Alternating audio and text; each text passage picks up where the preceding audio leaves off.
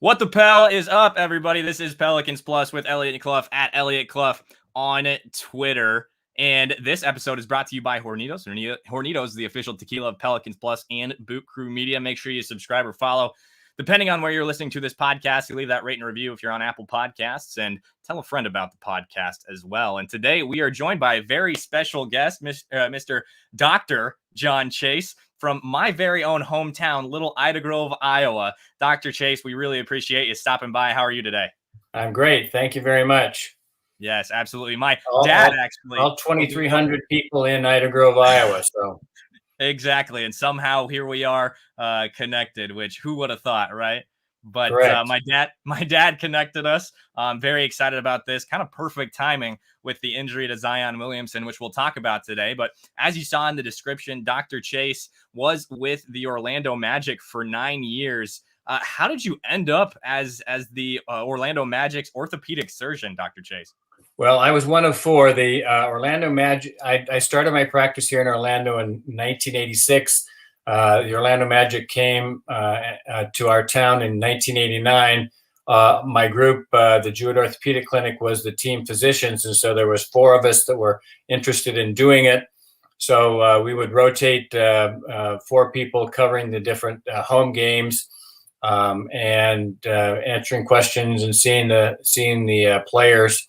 So I was there from the very beginning, but stopped in 9 years after I started. But it did include a fairly memorable time of when the Magic made it to the NBA playoffs with Shaquille O'Neal and Penny Hardaway on the team.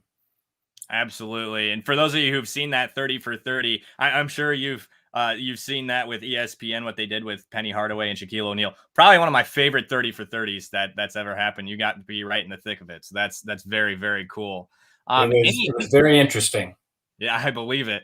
Any like crazy stories, any particular players you got to see live as an employee of the Magic? Any players or play or size, stature of any player stick out to you that you specifically remember from your tenure with the Magic? So, well, Shaq was definitely memorable. He is just as entertaining off the screen as he is on the screen. A very nice guy, great personality.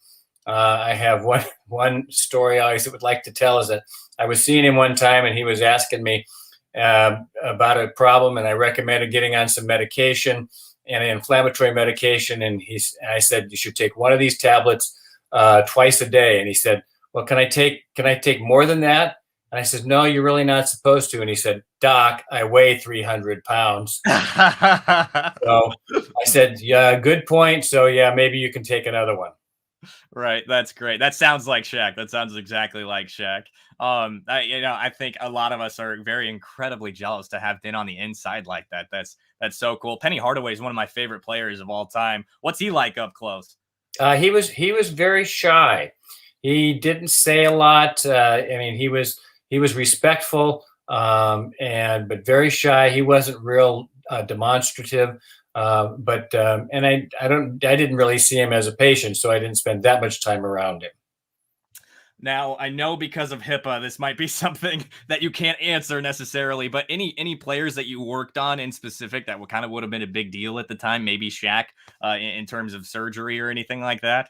No, I didn't really operate on any of them. I mean, there was a couple of them that I did some minor surgeries on, but their agents usually wound up sending them someplace else to some guru in New York or in Los Angeles, and so we didn't wind up doing a lot of surgery on them, which is actually just fine, because if there's a problem, it gets magnified greatly. So it wasn't really a problem for me to not be doing surgery on these guys. Sure. Fair enough. And speaking of that surgery, Zion Williamson came out recently that he broke his fifth metatarsal this offseason in summer workouts during the summer league, and he also had surgery on it. So with an injury like that, what's the return time frame like? Is this something that is a lot more drastic than they led on? Because the meetings, the media day, it was very chill, not something that they were incredibly worried about. Well, first of all, I have to tell you, I can't speak to his particular injury because I don't know his particular injury or the surgery that he had. And my experience has been is trying to pick up medical information through the popular media is very often inaccurate at best, confusing and confusing as well. So I am not going to comment at all on his particular injury. What I can tell you is that a fifth metatarsal fracture can either be a very easy thing to get over or a very difficult thing, depending upon exactly where it is in that bone. There's one that's called a dancer's fracture. People get all the time. Very similar mechanism of injury to spraining an ankle, which basketball players do all the time. And that heals up well, usually with no problem. The other one is a fracture in the actual shaft. It's called the proximal shaft of the fifth metatarsal, and that can be a much bigger problem and because they can be a fracture that is difficult to get to heal. And the analogy I make is that it's kind of almost like a stress fracture. The analogy I make is a regular fracture is like taking a dry stick and it actually just gets broken and in one traumatic episode. A stress fracture is more like taking a paper clip and bending it back and forth and back and forth and back and forth. It doesn't break right away, but eventually it does crack, and then eventually it does break, and those are called stress fractures. I don't know that's what he had, but those are more difficult to get to heal, and those are the kind that will have surgery on them, recommended by the medical staff and the patient themselves, trying to figure out what will be best for their particular circumstances. So if they operated on him, it's probably the more of the shaft fracture. And who knows?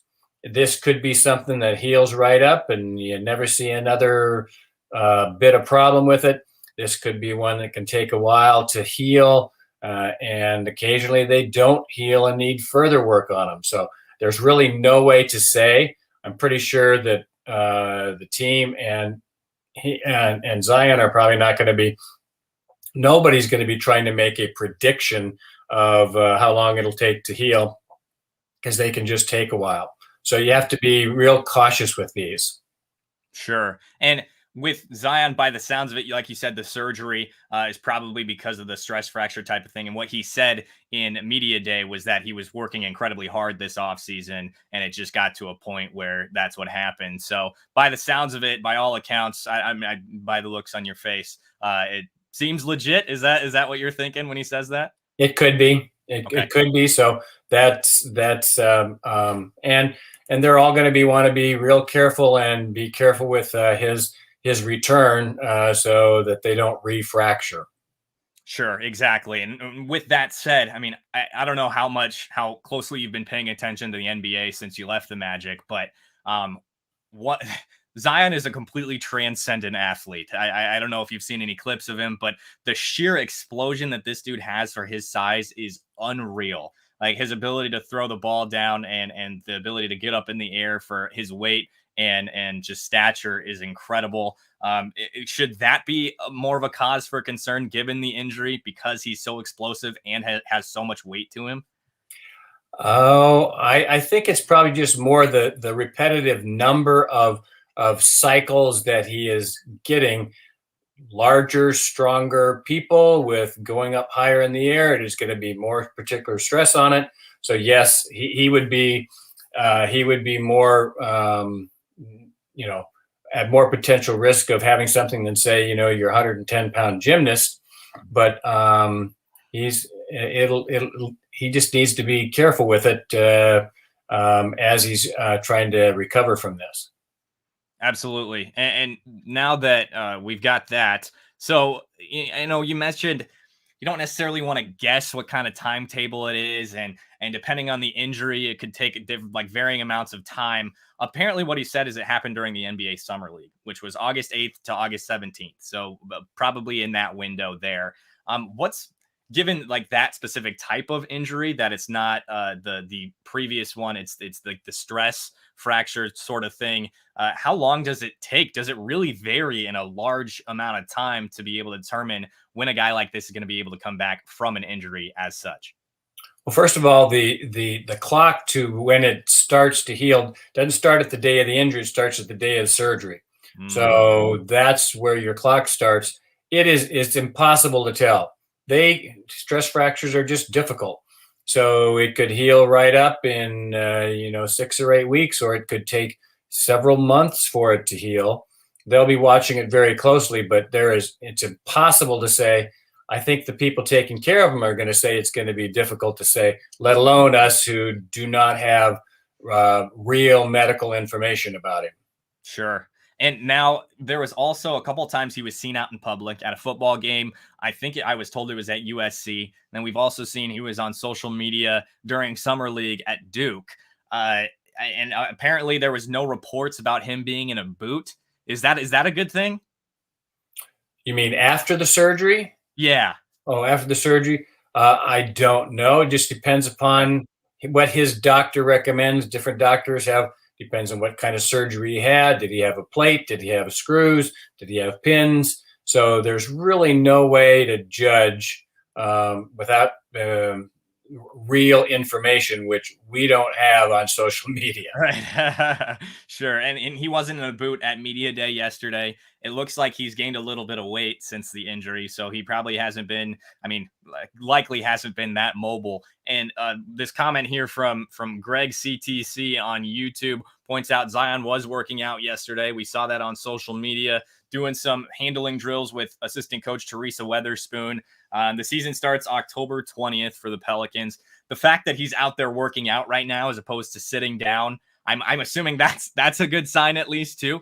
It's good. It's good that he is working out, and they're gonna want to keep a close eye on him. That it's healing properly, because if it doesn't heal properly, it's even a bigger problem than the original fracture. So you got to be real careful with stress fractures in the feet of professional athletes. And now that you say that, is it when he does come back to play, now that he is working out, is it a gradual ramp up? Is it something that you start very light and then start to gradually get more towards game speed?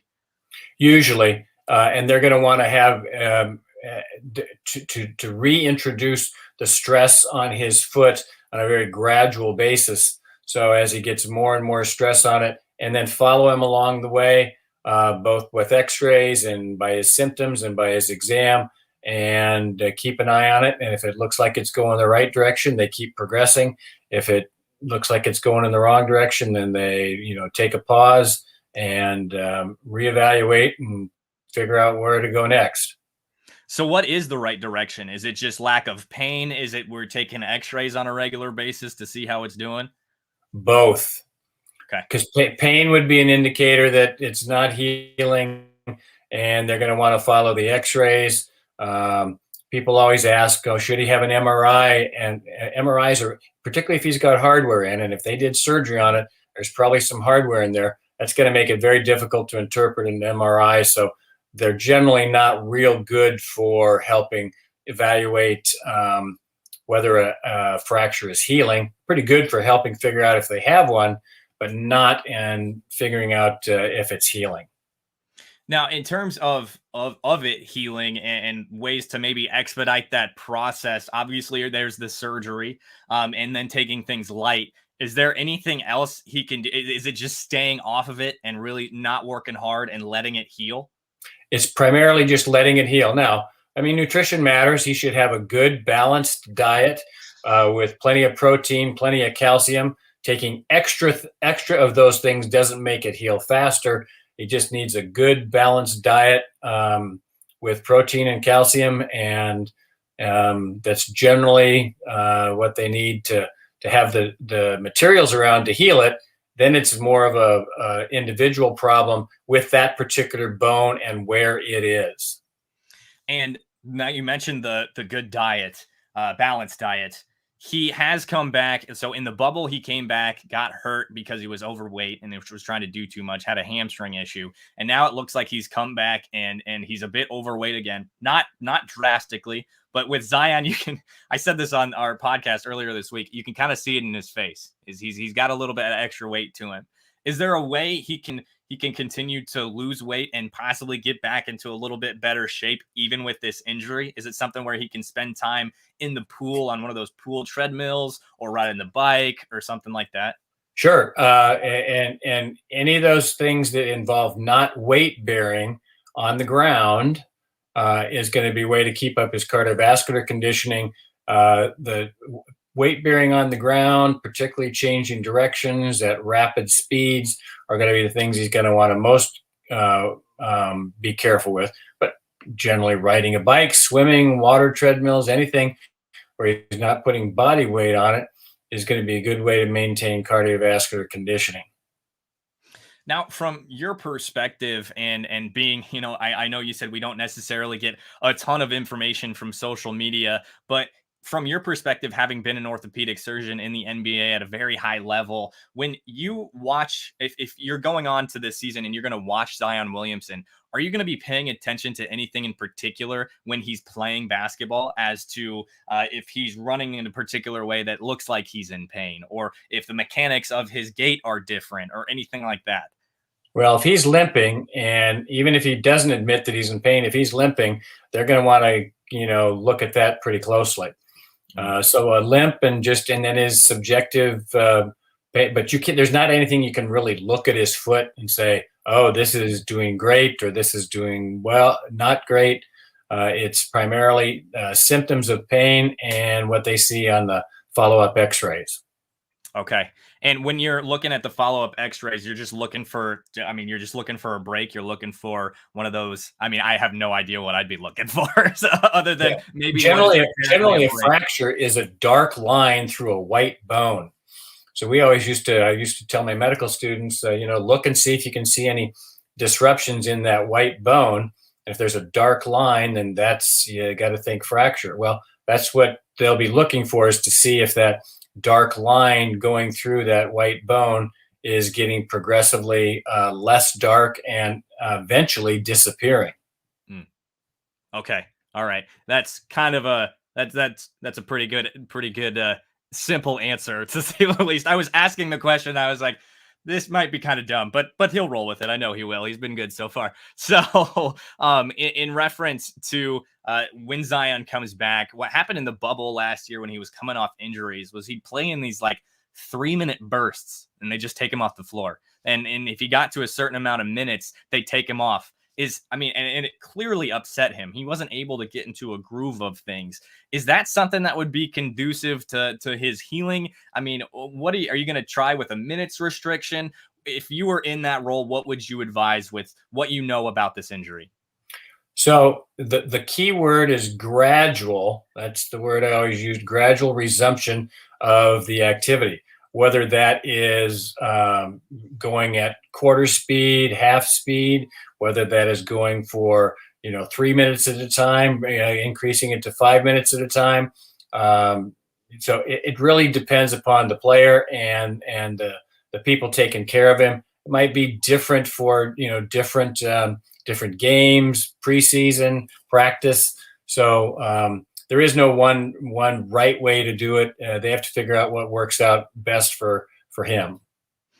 When he was in the bubble, it was clear that he was upset. Fan base was clearly upset too. And when he came back for the following season, you could see it in his face during media day. He was absolutely thrilled he wasn't going to have these bursts. So, I would hope that would not be the route they'd go. And if you, with that taken into consideration, would you as a person who's in your position from the medical perspective, not from being in a front office, would you try to avoid that just based on his personal preference and the fact that you want him to stick around with this franchise for a while? Well, you always consider the individual circumstances of that individual patient when you are recommending your treatments. So you recommend them. Sometimes there's some leeway. Sometimes there isn't any leeway. Sometimes you just have to tell them things they don't want to hear. And that's your job as the physician to tell him what you think is the best way to try to get over this injury. And as professional athletes, then it's their decision, along with the team, to decide how they go back, and when they return. It's a different beast, dealing with professional athletes than high school athletes. I also took care of high school teams, and I always said we had more of a responsibility to try to help think of their situation long term, because they're most likely not going to be doing this. Professional athletes, it's a different beast, because they are they're making decisions based upon their livelihood, their team, and what their team is supposed to be doing. So they might make a decision different than a high school kid, and that's their decision. It's just our job to tell them, if you do that, these are the potential risks and benefits, and they figure that out for themselves. Now for Zion, and given the factors of he's had injuries before, he's this big explosive guy, and he doesn't want to do these bursts. What's the likelihood of a re-injury on this type of injury? It is certainly possible, and if they get good, solid healing bone bridging across it, then chances are it'll actually be stronger than it was before. But if it doesn't get good, solid healing bone, and that's the problem, is that if it doesn't get good, solidly healed, then they can refracture it and they're back in the same boat, and maybe even more difficult to deal with. So you got to be careful with these. And I've seen on a different article, Will Guillory's the beat writer from The Athletic covering the Pelicans. I want to make sure I got the right name here. It's Jeff Stotts, certified athletic trainer and operator of InStreetClothes.com. Will Guillory spoke with him recently about the injury, and they had cited some other professional athletes, and especially in the NBA, had this type of injury. Kevin Durant, Aaron Gordon, Pau Gasol, and were all able to come back. It says, with fifth metatarsal injuries, the two primary areas of concerns are how the fracture occurred and where it occurred. These are guys who aren't as thick and big, as explosive as Zion. Would you approach this with quite a bit more caution than with these other players? Well, as I said before, it's the amount of stress. Yep. So bigger, stronger, faster is going to put on more stress, and it's the amount of stress that's on it. So you want to watch somebody like that real close. Got it. Well, thanks so much, Dr. Chase. You really answered a lot of questions that I'm sure a lot of people had, and to connect with an Ida Grove native never hurts. That's right. I saw your phone number had the 712 area code, and I remember that well. It's a connection that we all have from that area, Northwest Iowa for sure. Well, before you go, folks who are listening, make sure you subscribe on YouTube, like us on Facebook, drop that rate and review on Apple Podcasts as well. Dr. Chase, are you active on social media? Can we follow you anywhere? Are you doing anything now that you're retired? No, okay. I'm not on Twitter. I'm not on Instagram. I wrote a book my last year, that since the year since I retired. It's called You What? And it's stories for those in medicine, insight for those who are not, and lessons for those just beginning. So it's basically awesome. Stories of an orthopedic career. So I did a little bit with that on Facebook, but as an old guy, I'm not real adept at social media. Well, I tell you what, we get a good amount of following here, so maybe you'll see a spike in sales in the New Orleans area. Go check it out. Well, you certainly see it because it's available on Amazon. All right, there you go. Check it out on Amazon. You What by Dr. John Chase. Again, Dr. Chase, thanks so much for stopping by. Once again, folks, I am Elliot Clough. This was Elliot Clough at Elliot Clough on Twitter. This was Pelicans Plus.